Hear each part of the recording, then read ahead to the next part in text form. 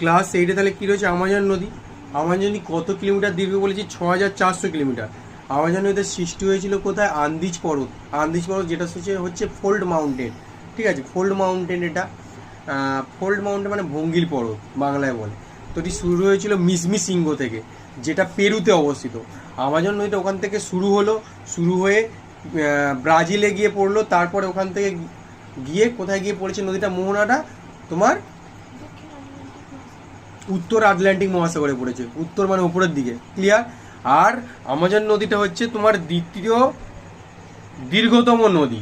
আর প্রথম দীর্ঘতম নদী যদি বলে সেটা নীল নদ বা নাইল রিভার, যেটা আফ্রিকাতে অবস্থিত, ক্লিয়ার? কিন্তু এই নদীটা জলপ্রবাহের দিক থেকে পৃথিবীর বৃহত্তম আবার আমাজন রিভার, ক্লিয়ার? এবার তোমার ম্যাপের মাধ্যমে একটু দেখাবো, দেখো।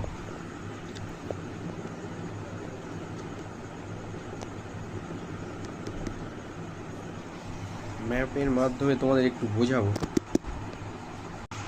দেখো, এই হচ্ছে আন্দিজ পর্বত। আন্দিজ পর্বতটা দেখো, বাড়িতে যেমন তোমরা কোনো একটা পাঁচিল দাও, বাড়ির বাউন্ডারি থাকে, তেমন ঠিক আমাদের দক্ষিণ আমেরিকাটা যদি লক্ষ্য করো, দেখো এখান থেকে শুরু হয়েছে এইভাবে গিয়ে এতটা পুরো দক্ষিণ আমেরিকায় মনে হয় যেন কেউ একটা পাঁচিল তুলে দিয়েছে। প্রাচীর যাকে বলা হয়, পাঁচিল নয় প্রাচীর, ঠিক আছে? নট পাঁচিল।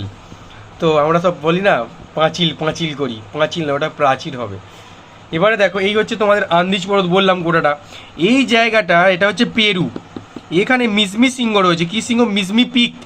মিসমি পিক এখান থেকে অরিজিন হলো, আমাজন রিভারের অরিজিন হলো, মানে সৃষ্টি হলো। তো এটা হচ্ছে তোমার পেরু। এখানে দেখো পেরু। এবার নেক্সট যাচ্ছে ব্রাজিলে পড়ছে নদীটা। এখান থেকে ব্রাজিলে গিয়ে উত্তর আটলান্টিক মহাসাগর পড়ছে। এখান থেকে দেখো, এই আমি রেড কালারের একটা, দেখো রেড কালার দিয়ে দিয়েছি, ব্যাপারটা বুঝতে হবে। এটা হচ্ছে উত্তর আটলান্টিক মহাসাগরে পড়েছে, ক্লিয়ার? একটু ভালো করে দেখো, বুঝতে পারবে। এই যে কনসেপ্টগুলো যদি নাও, তাহলে আর কোনো দিন ভুলবে না, কঠিনও লাগবে না।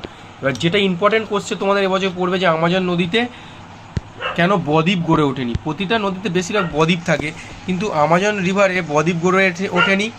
মোহনার কাছে বদ্বীপ গড়ে ওঠে, ঠিক আছে?